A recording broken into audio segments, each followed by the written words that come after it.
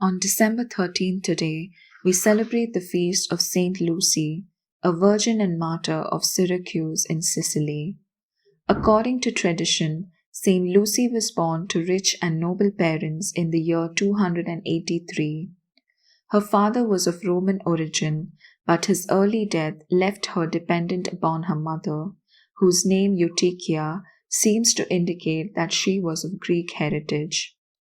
Lucy's history has been lost, and all we really know for certain is that this brave woman who lived in Syracuse lost her life during the persecution of Christians in the early 4th century. Her veneration spread to Rome so that by the 6th century the whole church recognized her courage in defense of the faith.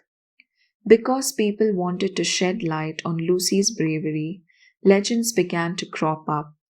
The one that has passed the test of time tells the story of a young Christian woman who vowed to live her life in service of Christ. Like so many of the early martyrs, Lucy had consecrated her virginity to God, and she hoped to devote all her worldly goods to the service of the poor. Her mother tried to arrange a marriage for her with the pagan, and Lucy knew that her mother could not be swayed by a young girl's vow. So she devised a plan to convince her mother that Christ was the better partner for life. She managed to postpone her marriage by 3 years. During this time, Lucy prayed at the tomb of Saint Agatha to change her mother's mind about her faith. After several prayers at the tomb of Saint Agatha, Lucy saw the saint in a dream.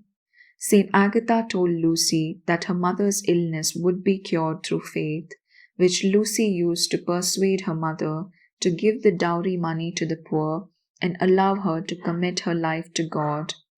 The constant prayer cured Lucy's mother's long hemorrhagic illness, and she finally consented to Lucy's desire to live for God.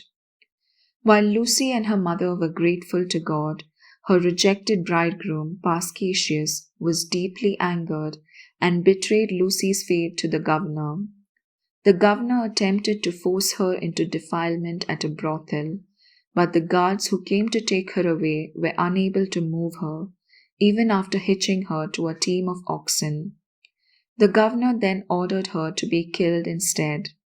After a gruesome torture, which included having her eyes torn out, she was surrounded by bundles of wood which were set afire, but the fire quickly died out. She prophesied against her persecutors and was then executed by being stabbed to death with a dagger.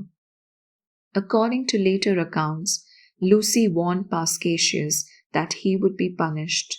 When the governor heard this, he ordered the guards to gouge out her eyes. However, in another telling, it was Lucy who removed her eyes in an attempt to discourage a persistent suitor who greatly admired them. When her body was being prepared for burial, they discovered her eyes had been restored. This, and the meaning of her name, which means light or lucid, led to her being the patron of blind people and those who suffer from other eye ailments. She is often seen with the emblem of eyes on a cup or plate. In paintings, she is often depicted with a golden plate holding her eyes and often holds a palm branch, which is a symbol of victory over evil. The life of Saint Lucy teaches us to follow Jesus, the light of the world. Let us get inspired to let the light of our Christianity illuminate our daily lives. Placing our petitions before her, let us all together say, Saint Lucy, pray for us.